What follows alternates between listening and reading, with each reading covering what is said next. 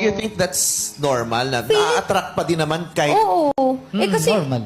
syempre, merong magiging mas maganda sa'yo, mas okay sa'yo na tao sa paligid, pero nasa partner mo kung ikaw pa rin yung pipiliin niya. Yun yung choice.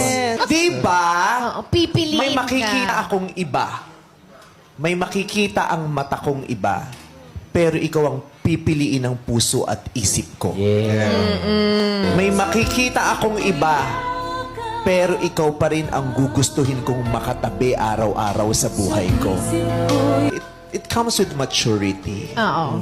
It comes with maturity. Pero, at saka lahat naman tayo sa punto ng buhay na nai-insecure tayo, hindi lang ikaw.